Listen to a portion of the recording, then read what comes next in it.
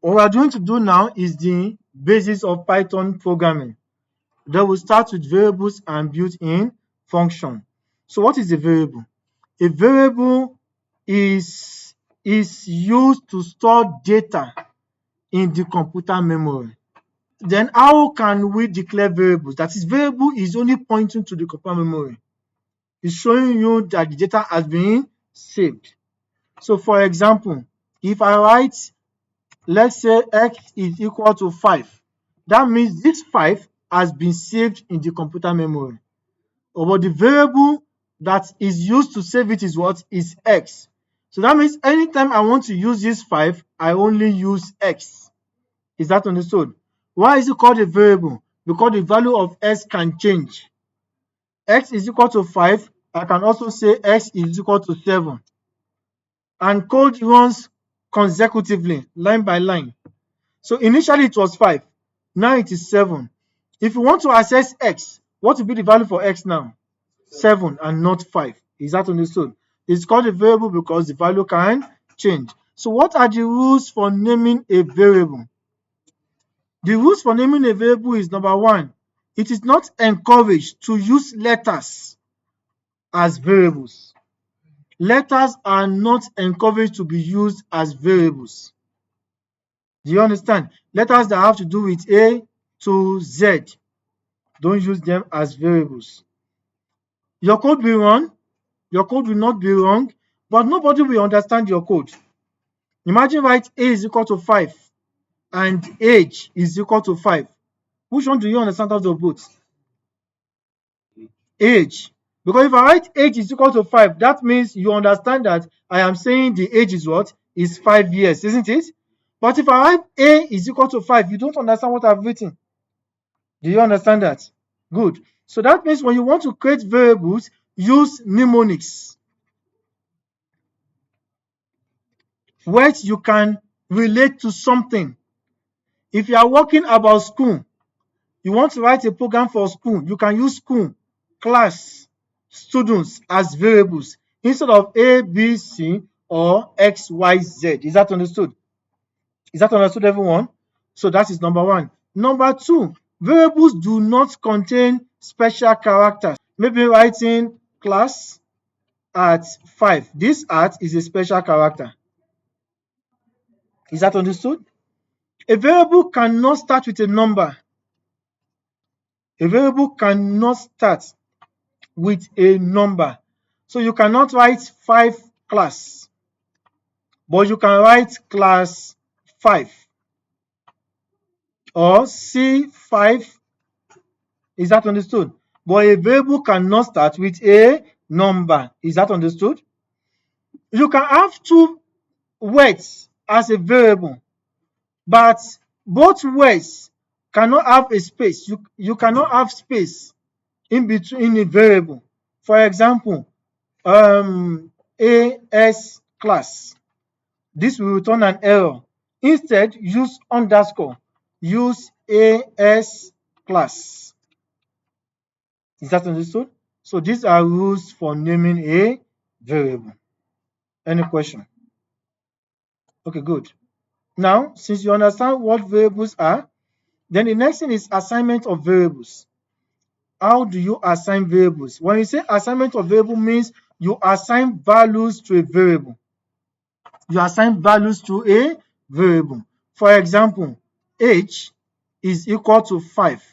This means the value 5 has been assigned to age. So if I write age is equal to 5, this equal to is not the same equality in mathematics. It is just assignment. That is, 5 is saved in a memory location. Is that understood? Good. So that is assignment. In Python, we don't declare variables before they are assigned, unlike other programming languages. In other programming languages, you must declare the variable before they are used. When we say declare, declaring of variables means you specify the data type of that variable, but we don't do that in Python. You just write age is equal to 5. The value assigned now determines the data type of that variable. So what is data type? Let's talk about data type. Data types in Python. So these are the data types in Python. Number one, the text type. The text, everyone knows what a text is, isn't it? So text can be alphanumeric. It can contain both alphabet and numbers. And all these text type, the data type for them is a string, and they are always in a single quote or double quotes. So that means if I write I am a boy. So I am a boy is in double quotes, is a string. She is here is a string. Whether double quote or single quote, once it is in the quote, is a string. So if I write this, is this a text or a number? It is not a number because it is in a quote, is a text. If it does not have a quote, if I write this, is this a text? No, it is a number. If it is in a quote, then it is a text. If it is not in a quote, it is a number. Is that understood? And we don't call it text. What do we call it? We call it string. What do we call it? String, because that is the data type. Is that understood? So anything in a quote, single quote or double quote, as far as Python is concerned, is a string. Is this understood? So that means if I do this, then I write school is equal to African. Because in Python, we don't declare variables. The value assigned determines the data type. That means the variable is school. The value is what? African. Is African a string? So that means school is of data type string. Is that understood? We also have numeric types, which are 3 in number: the integer, the float, and complex. The what? Integer is any whole number, whether negative or positive. So -5 is an integer value. 10 is an integer value. 25 is an integer value. Is this an integer value? It is a what? Why? It has a quote. Now, is this an integer value? Yes. Now, then a float is any value that has a decimal point. A decimal number is a float. So if I write 9.81, is this an integer? It is a what? Is a float. Is this understood? If I have 3.142, is it an integer? It is a float. Then the third one is complex. Complex number are getting from imaginary and real numbers. And that is when you find the square root of -1. The square root of -1 is undefined. If you check this on your calculator, it will give you no value. Is that understood? It gives you mathematical error. So this square root of -1 is in mathematics can be denoted as I or J in mathematics. Some textbook writes I, some textbook writes J. Is that understood? That is complex number. So for example, if I'm finding the square root of -4, the square root of -4 cannot be found. So I can split this as the square root of -1 times the square root of 4. Is that understood? So I can find the square root of 4, isn't it? What is the square root of 4? 2. Square root of -1 is what? I. So this is 2i. So that I is not an alphabet. Is that understood? That I is an imaginary number which denotes the square root of -1. So this number is called a complex number. Is this understood? So these are the 3 types of data type that exist with numeric, with numbers. The first one is what? An integer. The second one is what? Is a float. And the third is what? Is a complex. We also have the sequence types. When we say sequence, collection of data. When you arrange data as a group. Is that understood? So we have the list, the tuple, and the range. But for this syllabus, we'll be dealing with string, integer, float, list. We won't deal with tuple and range, but you can read it up, okay? It is not part of the Cambridge syllabus. So we'll be dealing with lists. But both list, tuple, range, dictionary, even sets and frozen sets are all used for data collection, arrangement of data, when you try to put data together as one variable. So an example is when you have your set, set in mathematics, right? When you have a set of numbers in mathematics, you must have been taught in mathematics, okay? So that is arrangement of what? Of numbers, of maybe the same or different data types. Then another one we have is the Boolean. The Boolean is the true or false data type operators in Python. So the first one is addition, subtraction, multiplication, division. You know all this from primary school, right? Good. The next thing is modulo. For modulus, modulus returns a remainder after division. For example, 5 modulo 2 is equal to what? Excuse me, 1 and not 0.5. It does not return the decimal. It returns the remainder. Is this understood, everyone? While floor division returns the quotient. So 5 floor division 2 returns what? 2. That is the quotient. And 5 divided by 2 returns what? 2.5. Is this understood, everyone? And 5 multiplied by 2 is what? 10. Then there's another one called exponents. Exponentation. For this is raised to power. You can also call it raised to power. This is not raised to power 2. If I write 5 double asterisk 2, it means 5 raised to power 2. If I write 5 double asterisk 5, it means what? 5 raised to power 5. Is that understood? So the fact that it is double asterisk does not mean it is raised to power 2. Is that understood? It just means raised to power. Is that understood? So that means if I want to find the square root of 5, I can write 5 raised to power 0.5. So these are the basic operators in Python. Is this understood, everyone? Now for the next one is the conditions operator, or operators used in comparison, rather. The operators used in comparison.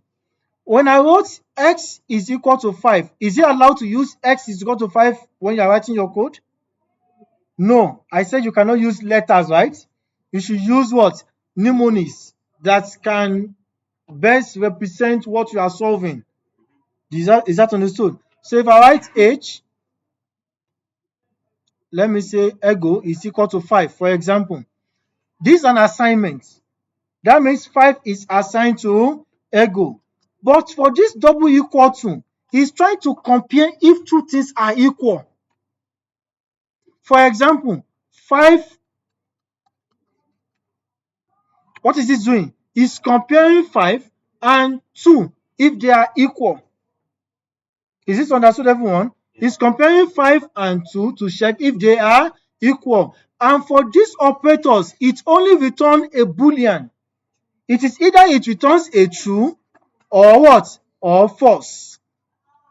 It only returns a Boolean. Is that understood? So if I write 5 equals to 2, what would this return, everyone? It returns a false because 5 is not equal to 2. 2, what would this return? It returns a true. Is that understood? So this only returns a Boolean. The next one is not equal to. You can assign this to a variable. You can write ego is equal to 5 and reap is equal to 7. Then write ego is equal to reap. What would this return? False. Do you understand? But writing ego is equal to reap, what would this return? It will assign reap to ego. So the value of ego now is what? Is 7. Is that understood? So this is not comparing. This is an assignment. Why this is what? This is comparison. This is an assignment. Is this understood, everyone? Is this understood, everyone? Okay, good. Then the next is greater than, if one is greater than the other. If one is less than the other. Greater than or equal to, less than or equal to. Is that understood? So let's take a look at this. 5 greater than or equal to 2. What would this return? We return a true or false? It returns a true, because it can be greater than. All means one of them must be true. One of the conditions must be true, which takes us to the next one, and or not. And means both must be true. Is that understood? Both must be true. For example, 5 is equal to 2 and 3 is equal to 5. What would this return? Why? Because 5 equals to 2 is what? Is false. And 3 equals to 5 is what? Then false and false will give us what? False. Is that understood? So before you can have a true from and, both of them must be true. Is that understood? So that means if I have 5, if I have this, 5 is equal to 2 or 5 greater than 2. All means one of them can be true. One of them can be true. 5 equals to 2, is it true or false? False. Or 5 greater than 2, is it true or false? So true or false is what? Is true. That is logic gate. Good. So when it is and, both of them must be true before you can have a true value. When it is or, one of them can be true to have a true value. Is that understood? Why not? It's just negating the what? Whether it is true or false. So not true is false. Not false is true. Is that understood? So if I write if not 5 equals to 2, what do I say? What does this mean? If what? If true. Is that understood? Because 5 equals 2 is what? Is false. So not false is what? This means if true. Is this understood, everyone? Is this understood, everyone? Is it interesting? Do you understand it? Okay, good. Let's move forward to the next one. The next one is how to use these operators when you want to change a variable, when you want to add a number to itself. For example, if age is equal to 5 and you want to increase age, you want to add a number to age, then you can write that age is equal to age plus 1. What have you done? You added 1 to age. Is that understood? So age is now what? 6. Instead of writing this long line of code, you can write it as age plus equals to 1. It's still the same thing. But this is only used when you are adding a number to itself, when you are performing a number on itself. Is that understood? What if you have age is equal to 5 and weight is equal to 2? Then you want to have again. Again is equal to age plus weight. Can you write it as plus equal to? No. Because it's not the same. These are two different variables. Is that understood? So you cannot shorten it. Is that understood? But when you have the same thing, you can shorten it. Just like you have age is equal to age plus 1. You have been adding 1 to age. Then you can write that age is plus equals to 1. It's still the same thing. It's not compulsory you write it this way. You can just choose any one. But at times it's faster. Instead of writing age is equal to a plus 1, just write age plus equals to 1. Everyone understand? The computer understand that. Is that understood? So likewise, we have this. Can you see? X plus equals to 3 is same as what? X equals to x plus 3. X minus equals to 3 is same as what? X is equal to x minus 3. X times equals to 3 is the same as what? X is equal to x times 3, and so on. Is that understood? But don't forget, you are doing it on the same variable. Yeah. Don't forget, we cannot add two different data types. We cannot add two different data types. For example, saying work is equal to 5 and saying fuel is equal to 25. What is data type for word? Integer. So you can write a comment, integer. So you use hash as a comment. Comments are not wrong with the code. Is that understood? Why fuel is declared as what? As a string. Then you now write that formula is equal to word multi or add plus fuel. So you can't perform this operation. If you try to do this and you run your code, it gives an error. Is that understood? Because you are trying to what? You are trying to add integer and what? And string. And you must be able to understand the error message in case you make a mistake in your exam. So when there's an error message, you should be able to understand that error message. What does it say? Type error. That means it's a data type error. And what is the error? Unsupported operand for what? For addition, integer, and string. That means you cannot add a string to an integer. But if I remove this as a string and make it an integer, yes, you can. Is that understood? Then it runs. These are two integers, right? You can also add an integer to a float once it's the same numeric. Whether integer, float, or complex. Once they are the same numeric, yes, you can perform such operation. But if it's not the same and is of a different group, you cannot perform that operation. Is that understood, everyone? Good.